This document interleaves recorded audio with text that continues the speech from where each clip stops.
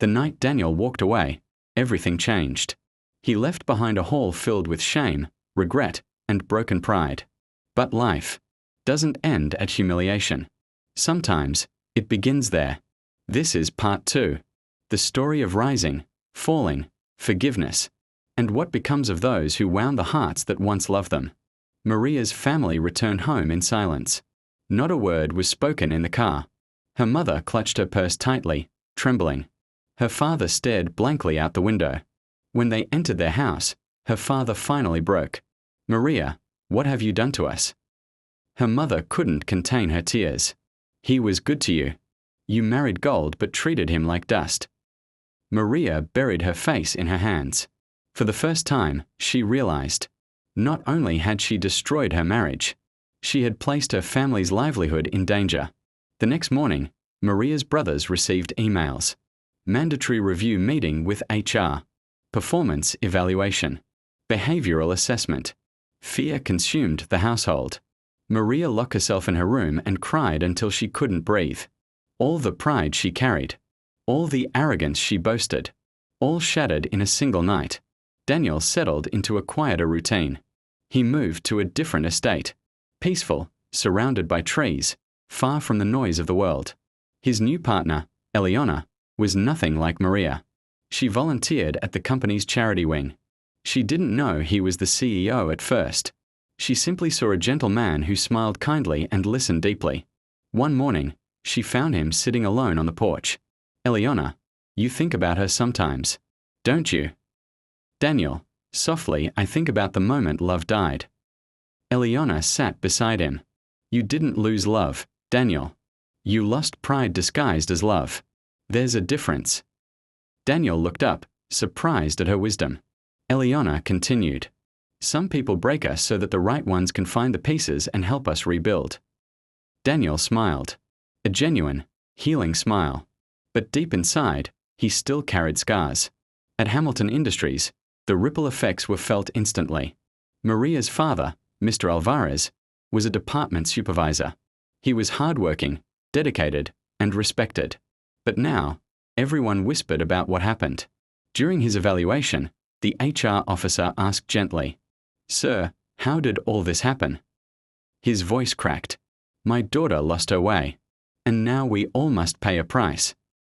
Her brothers were placed on probation, their jobs not terminated, but they felt the weight of every decision they ever took for granted. Maria, she couldn't show her face at the company again. She resigned silently. Maria applied for jobs but was rejected everywhere. Companies whispered. She humiliated her millionaire husband publicly. "We can't hire someone with such temperament." She caused a scandal. Her once glamorous life faded. Designer shoes were sold. Her jewelry pawned. Her car repossessed. She moved into a small apartment far from a city. She spent nights replaying everything. The smiles Daniel used to give her. The patience. The love. The gentleness. And how she destroyed it all. One evening, as she scrolled through social media, she saw a photo. Daniel and Eliona at a charity event. Smiling. Happy. Peaceful. Maria dropped her phone and cried on the floor. "Why did I throw away the one person who treated me with love?" Fate has a strange way of intertwining paths again. One rainy afternoon, Daniel visited a community center his company funded. As he walked through the hallway, he heard a familiar voice. Weak. Hesitant. Embarrassed. It was Maria. She was applying to volunteer. Not for money, but to rebuild her life through service. She didn't see Daniel behind her. When the coordinator asked, "Do you have any references?" Maria sighed. No one would speak for me anymore. Daniel closed his eyes. He felt a wave of emotions. Sadness, pity, closure. He stepped forward. Maria turned slowly. Her breath caught. Her eyes widened. She could barely stand. Daniel looked at the coordinator. "I will be her reference." Maria covered her mouth with trembling hands. It was the first kindness she had received in months. The coordinator left them alone. Maria whispered, voice breaking, "Why? Why would you help me? After everything?" Daniel breathed deeply. "Because I don't want revenge, Maria. I want peace. For both of us. She sobbed. I was blinded by pride, and I hurt the only man who ever loved me genuinely. Daniel's eyes softened. You didn't just hurt me. You hurt yourself. Pride is a cage, Maria, and you lived in it for too long. Maria knelt slowly. I'm sorry, not because of your position, but because you didn't deserve the pain I gave you. Daniel gently touched her shoulder. I forgave you long ago, but forgiveness doesn't always mean returning to the past. Maria nodded. She understood. Some bridges, once burned, can never carry the weight of two hearts again. Maria rebuilt her life through community service. She found humility in helping others, purpose in kindness, strength in acknowledging her faults. Daniel married Eliana a year later.